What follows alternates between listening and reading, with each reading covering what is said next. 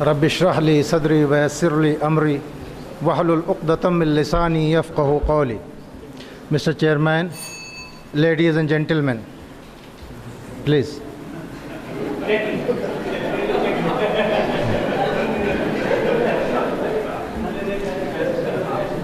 Tunisia, a country in North Africa, where Zainul Abidin bin Ali, the president, ruled for more than 32 years as the most authoritarian in the Muslim world, and westernized the country and followed the process of modernization just next to Turkey, a model that is unparalleled in the Muslim world. But the same president, Zainul Abidin bin Ali, was toppled by the people's uprising, and he was compelled to take refuge in Saudi Arabia. जहाँ पनाह ढूंढते हैं आज पनाह, इसी को गर्दिश लैलो नहार कहते हैं. Now, the issue is women's participation in that demonstration. Next, women in that process, democratic process, massively participated as the bloggers, the journalists, the tweeters, as well as the demonstrators. They participated in all walks of life, especially in the Jasmine Revolution, to make sure that their demands would be taken into active consideration when the new government will be formed in the post-revolutionary Tunisia.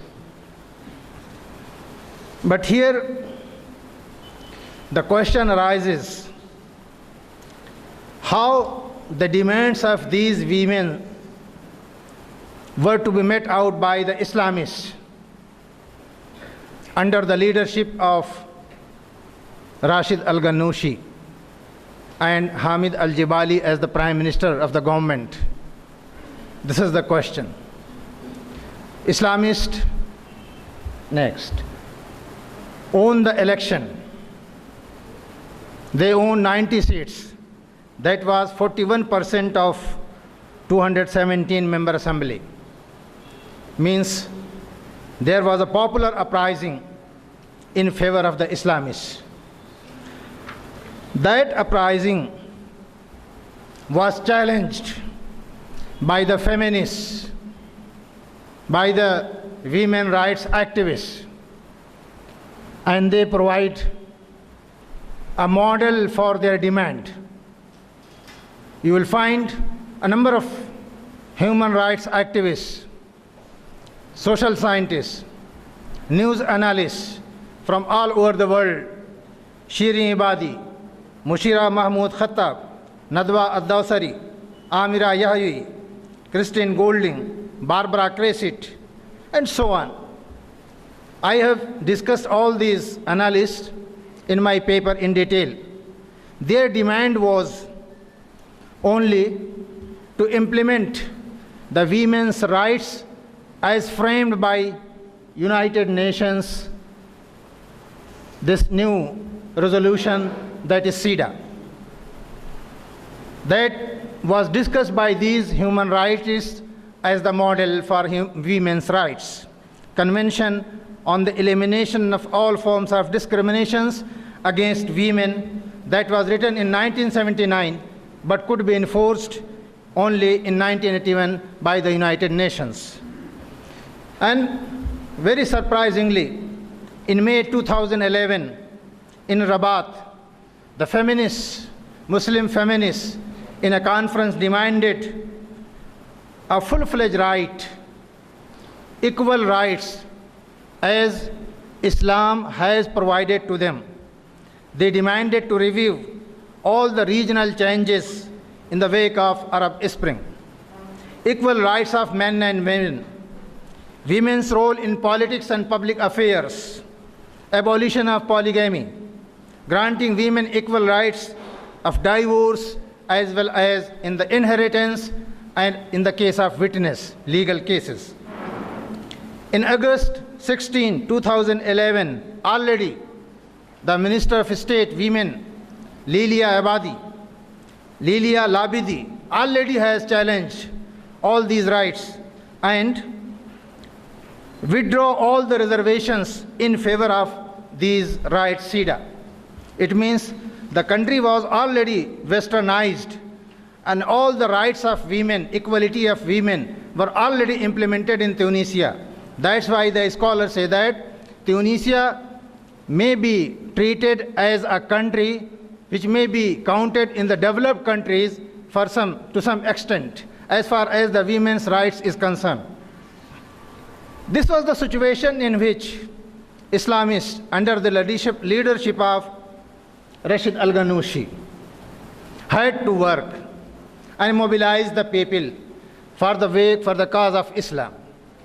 In this giant scenario where everything was westernized, where law was changed, where the official language was France, not Arabic, where the culture was changed into a French one, where the polygamy was banned, where the women were entitled equal rights, Islamists under Rashid Al-Ghannouchi had to work. He provided a new paradigm for Islamism, liberal Islamism, and a paradigm different from other paradigms worked out in the other parts of the world by the Islamists. He said that Islam is basically a reaffirmation of faith and a source of liberalization. Liberalization from the traditional values in which women were treated as only an entity which was deprived of all the basic fundamental rights on the name of the religion. He, from the very inception, when he was a student in Zaytuna University, hated this traditional, passive, stagnant Islam. And for that, he used a term, museum Islam.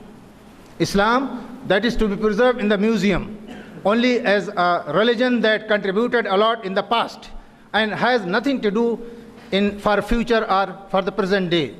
So he said that Islam is to live with the society, to change itself with the society, to meet the requirements of the society. Then he says that there is no contradiction between this democracy and the basic tenets of Islam. The ijma, a process; the bayat, a process; the shura, a very basic institution; ijtihad, all these are basically the democratization process. And as an operational level, on the operational level, there is no difference between the democracy and the religion of Islam.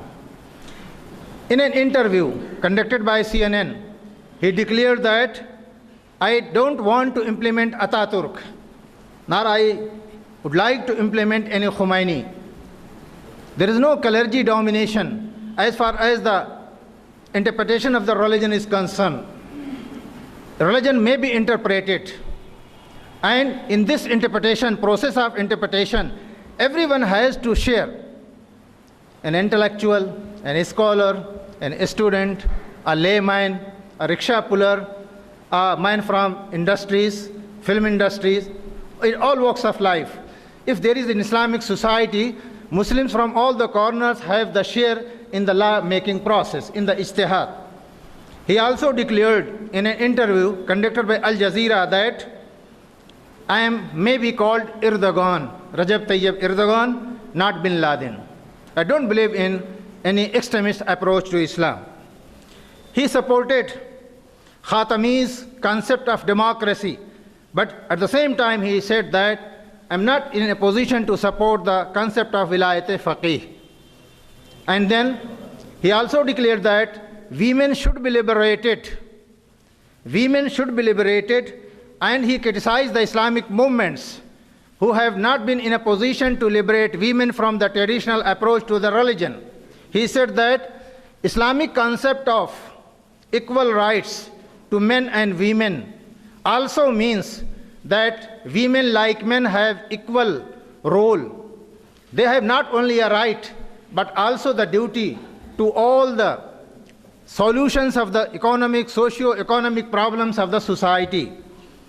This approach to the religion as adapted by Rashid Al-Ghannouchi is to be worked out now. It was advocated by Ghannouchi, but now they are in power.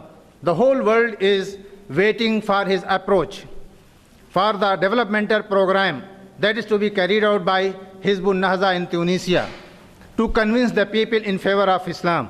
We, the Muslims, pray. The world is waiting for, and we are praying for the Islamists, because this is the real situation where Islamists are really in trial. If they are successful in convincing the people with the blessings of God in the name of the religion through their developmental programs, through ensuring the basic fundamental of rights, through implementing justice in the society, then the Islamists in other parts of the world, especially the Arab world, they will also be successful. May I be allowed to quote few verses from Allama Iqbal in his famous Saqinama, having addressed to Rashid Al-Ghannouchi, खुदी की ये है मंजिल अव्वली, मुसाफिर ये तेरा नशेमन नहीं, तेरी आग इस खाक दासे नहीं, जहाँ तुझसे है तू जहाँ से नहीं, बढ़े जा ये कोहे गरां तोड़कर, तिलिस्मे ज़मानो मकां तोड़कर, जहाँ और भी हैं अभी बेनमूद कि खाली नहीं है ज़मीर वजूद, हर एक मुंतज़िर तेरी यलगार का, हर एक मुंतज़िर तेरी यलगार का, तेरी शोख़ी फ़िक्र किरदार का। अक़ूलु क़ौली हाज़ा वस्तग़फ़िरुल्लाह ली व लकुम अजमईन वस्तग़फ़िरूहु इन्नहु हुवल गफ़ूरुर रहीम। वस्सलामु अलैकुम व रहमतुल्लाहि व बरकातुहू।